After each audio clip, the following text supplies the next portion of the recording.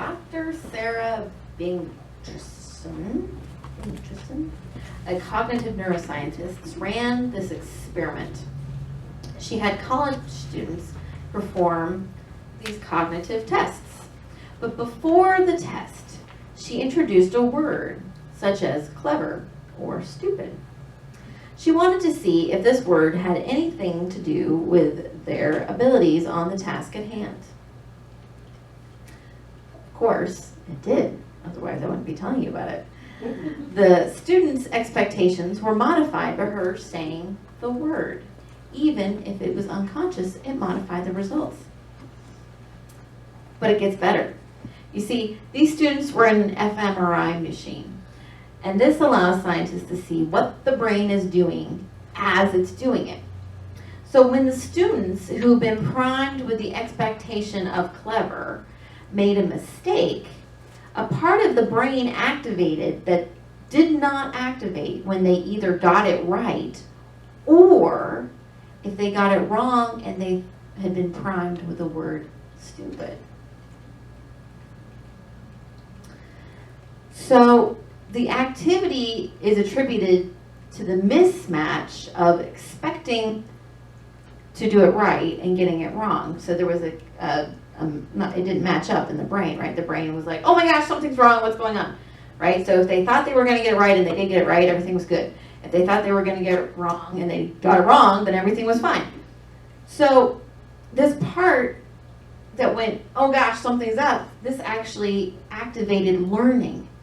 So they had the opportunity to say, I need to learn how to not do this like this again. And so they can learn from their mistake. And so this is really interesting, right? Because that means, so if you expect to not get it right, and you don't get it right, then you don't actually learn from it. Whoa.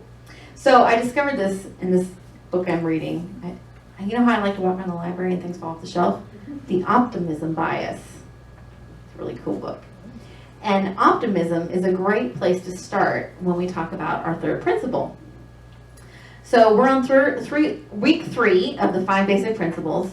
And the first is, there's one presence and one power in the universe, God the good, omnipotence. The second is we all have the divine spark within, which brings us to today. Principle 3, we create our life experiences through our thinking. Just so great that book fell off the shelf for me. Totally matches.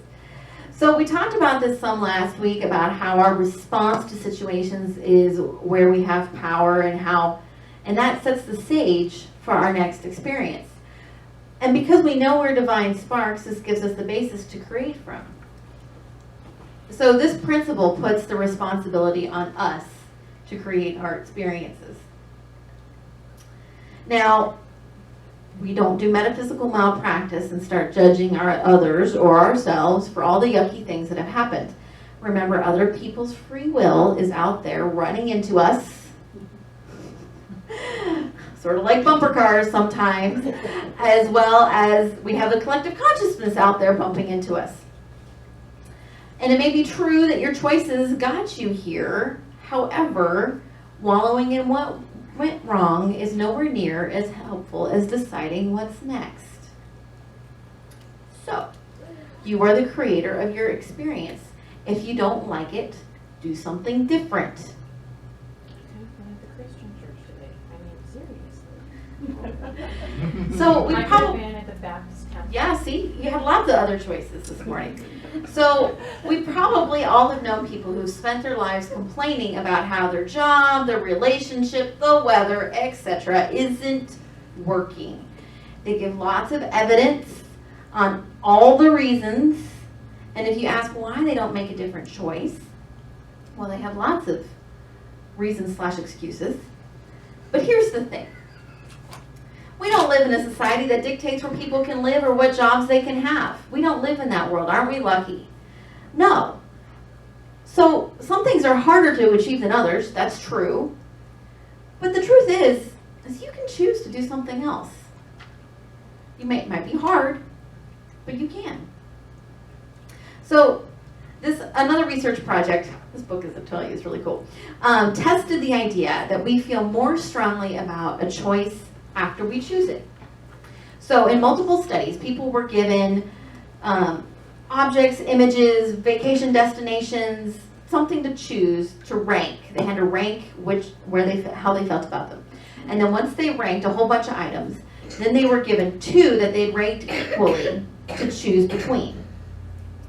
So, if they'd chosen the toaster or the coffee maker, and they had been chosen equally, now they had to choose between the 2 of them. And once they chose one of them, okay, so then they chose coffee maker, okay? This was a study from the 50s. Anyway, so they chose the coffee maker, and then they gave out all the stuff to rank once again. All of a sudden, coffee maker is much higher ranked than toaster. And this is consistent, like it shows up in test after test after test. And now here's where it gets really wild. They did this test with like poster images with people with amnesia. They ranked them. They were given the two that they ranked the same. They had to choose. They chose. The testers went away. Everything went away. They come back half an hour later, in which the people with amnesia don't remember that any of this has happened already. They rank them, and the thing that they chose, they rank higher. What? So, once we choose something, we have investment in it, which is pretty great. So this would explain why people are fiercely loyal to their team, their place of residence, their candidate, whatever, right? People become fiercely loyal to whatever they choose. And I wonder if that also helps explain the people who do a lot of complaining about their situation. Because does it mean that they feel like they have no choice or agency, or that they didn't choose? So I know sometimes it feels like you don't have a choice. But I invite you to consider that you're choosing option A because option B is so unacceptable to you that you haven't even considered it. It's possible that that's actually the way it is. It doesn't mean that it's not a choice. You just don't consider it an acceptable one, so it seems like you don't have a choice, but you do. You do. So if you went to a restaurant that didn't have anything you could eat on the menu, while it might be true that there's no acceptable choices for you, that doesn't mean that there weren't choices. And I say this because I have felt entrapped in situations before, as probably everyone has at some point, and it's not fun. Then I realized that I had to find another choice. And the first part was believing that there was another choice. So this is what this principle is about, is focusing your thoughts and energies on the results that you wish would come about. Henry Ford said, whether you think you can or you think you can't, you're right. So when I was thinking about creating the life you want, I thought of Miss Norma. Now, Miss Norma, there she is.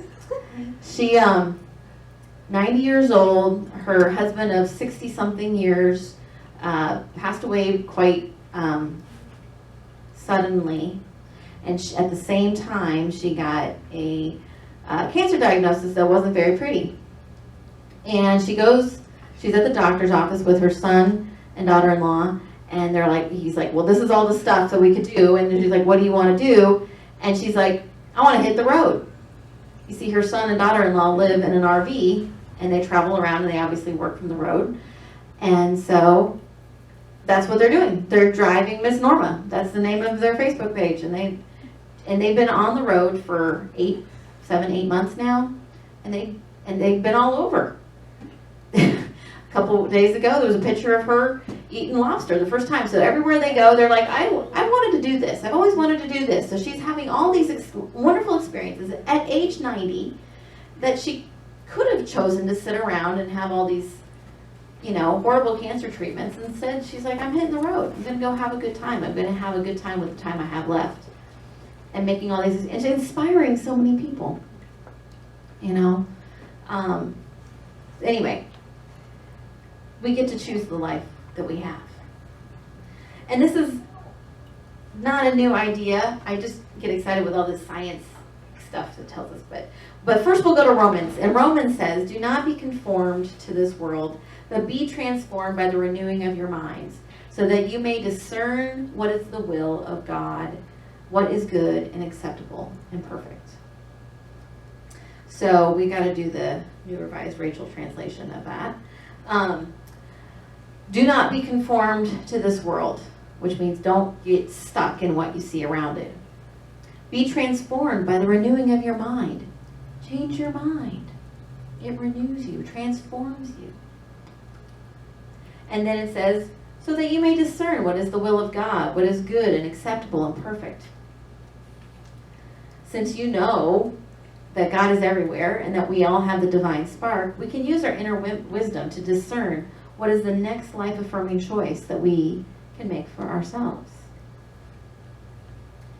Now, these choices we make might be big things like a whole new chapter, such as moving to a new city or making a relationship, new relationships, shifting careers. These are big choices. But there's also these other really important choices that we can make about how we show up in the world and how we choose to see the world. It can be saying something nice to yourself every time you look in the mirror. It can be speaking encouraging words to a loved one when they make a mistake. It can be reminding yourself that every person has the divine spark, even the ones who you feel really annoyed when you hear them speak. Or you might all be enlightened and not have that problem.